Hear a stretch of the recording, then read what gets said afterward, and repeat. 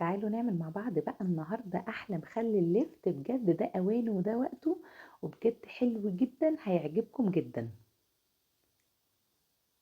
أحلى مخلل لفت بجد هتاكليه، بيبقى حلو جدا وجنب بقى كل الأكلات، فول بقى، طعمية، أي أكل بصراحة مخلل اللفت بيبقى جنبه.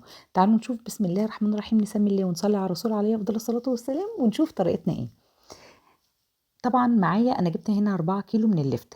اول حاجه يا جماعه بنشوف اللفت بتاعنا ان احنا ننقيه ونشتريه ازاي. يفضل طبعا ان انت تنقي اللفتايه اللي هي تكون صغيره مش كبيره قوي، لان الكبيره دي يا بنات بتبقى شيخه، بتفتحيها من جوه تلاقيها عامله زي السفنج كده، فتبقى ناشفه جدا من بره، وتكون واحده حجمها زي اللي في ايدي كده، اللي هو الحجم الصغير. اول حاجه تبداي بالسكينه ننضف الحاجات اللي فيها اي شعيرات فيها.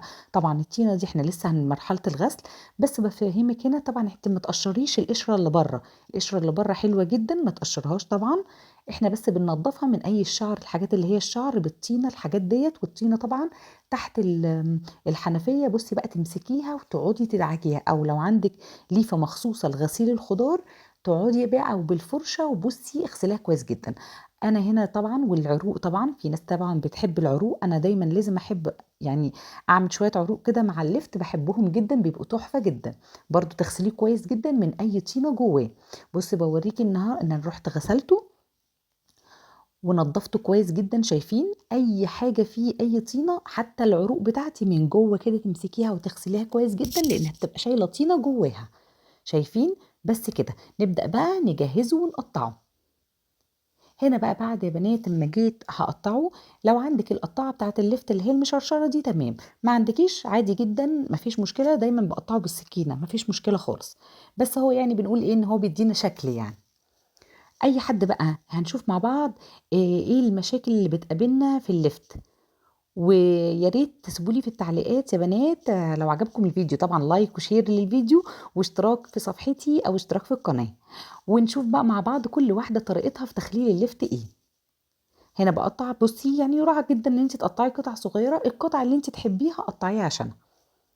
بس كده بوريكي بقى ان انا هكمل الكميه اهو. بصوا تقطعي كده اللفت، تقطيعه سهل جدا ومفيهوش اي مشكله خالص. هنا بقى بعد ما قطعته كده قطعته كله، شايفين؟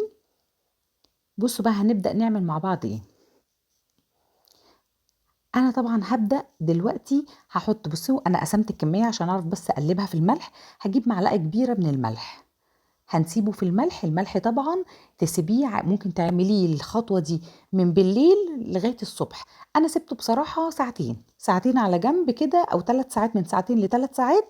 تقلبيه كده كويس في الملح وتسيبيه في مصفى يتصفى خالص. انا هوريكي دلوقتي، بس انا بعمل كمية حبة بحبة عشان اعرف اقلبه في الملح كويس. هنا جبت الكمية التانية، هبدأ برضو اضيف عليها كده معلقة مليانة من الملح، او معلقة ونص، معلقتين ملح. تقلبيه برضو بالمنظر ده، وهنحط الكمية كلها في المصفى. بصي بقى هنا، ايوه كده. بصي قلبيه كويس جدا.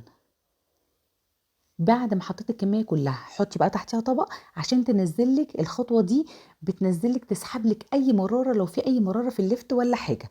سبتهم بقى على جنب خالص. تيجي بقى المهم، اللفت مش بنحط له ميه من الحنفيه كده على طول، لا احنا بنغلي ميه نفلترها من الاخر ونسيبها تبرد تماما. بس هنا الميه سخنه معايا، هدوب فيها الحاجه اللي انا هدوبها، الملح بتاعي، علشان يدوب بسرعه. فانا حطيت ايه، قطعت البنجر معايا. طبعا لو مش عايزه تضيفي بنجر براحتك خالص مفيش مشكله. قطعت البنجر ونزلت بيه في الميه السخنه. وبعد كده لكل لتر من الميه، يعني ده لتر ميه، لكل لتر من الميه معلقتين ملح كبار، وربع فنجان خل صغير اللي انت شفتيه معايا القهوه، خل. ومعلقه واحده من السكر صغيره. السكر مهم جدا، بيساعد لك ان اللفت بتاعك يفضل لاخر لفتيه مقرمش جدا. خلاص تمام. وحطيت رشه بسيطه من الشطه، حابه تضيفيها ضيفيها، بتدي طعم حلو وما بتكونش حامي ولا حراق خالص. شايفين لون الميه بقى بتبقى حلو جدا من البنجر عشان بنقع البنجر معاه. هنا جيت بقى بعد الساعتين زي ما قلت لكم، صفى معايا الميه بتاعته. شايفين الميه دي انا برميها، انا ما بستخدمهاش تاني. الميه دي بقى سحبالك كل مراره اللفت اللي فيه، هرميها. وبعد كده نرجع نشوف اللفت بتاعنا. شايفين بقى هبط ازاي؟ بتجيبي بقى البرطمان بتاعك يكون مغسول كويس جدا، ومتعقم كويس جدا. وانا البرطمان بتاعي بلاستيك، طبعا يفضل ان هو يكون ازاز، ولكن انا جيت عملت خطوه، اوعي حد بقى يحط في البلاستيك. لو بلاستيك كده يعني ايه مش تقيل محمل كده، ما تحطيش في ميه سخنه لانه ساح معايا من تحت كده زي ما انتم شايفين. فايه يعني اللي هو القعده اتعوجت معايا شويه. فهنا بقى تبداي ايه، نزلت اول حاجه بوحدتين كده بالبنجر تحت، وزعي البنجر بقى في الليفت بتاعك. اول ما وصلت للنص هنا تاني، قمت حطيت برضو وحدتين بنجر صغيرين كده، وبعد كده كملي الكميه بتاعتك كلها. حطينا نبدا بقى بعد ما الميه بردت معانا تماما، يعني المحلول اللي احنا عملناه يا بنات بعد ما برد معانا تماما، تبداي تضيفيه بقى على الليفت بتاعك. فانا طبعا الكميه دي خدت مني 2 لتر ميه. يعني انا عملت معاكم لتر، وقلت لكم لكل لتر من الميه ممكن تقيسيه كده بشفشق الخلاط عندك، هتلاقي كده العلامات عند الالف كده، هو ده اللتر. او باي ازازه بيبسي عندك ولا حاجه، اللتر بتاعك بس كده. تحطي بقى وكل يعني غطسيه كده. واللفت طبعا مش هنفتح عليه قبل 3 ايام، بعد 3 ايام هتاكلي منه يبقى زي الفل. شايفين بقى بيبقى روعه جدا. اوعي بقى اما نيجي ناخد منه بمعلقه ناشفه تماما، ما يكونش فيها ولا نقطه ميه، عشان طبعا المخلل ما يبص معانا. بعد ما هنا تقفلي البرطمان كويس جدا. هنبدا بقى في اول ليله دي، سيب البرطمان يعني مقلوب على وشه، بس طبعا مش مقلوب على وشه لوحده كده، يعني في اي صينيه غويطه او في اي حله تقلبيه على وشه ليله كامله. بعد الليله الكامله اقلبيه على ظهره عادي جدا. بس كده. وكلي بقى بعد 3 ايام احلى مخلي اللفت. مش عايزه اقول لك طعمه بيبقى فظيع وجميل. في ناس ما بتضيفش الخل يا بنات، بس الخل والله بيديله طعم حلو جدا، وده تسريع لعمليه التخليل بتاعته. لو انت هتخلليه لمده شهور قدام، لا طبعا مش هنضيف الخل عشان ما يتهريش معاكي.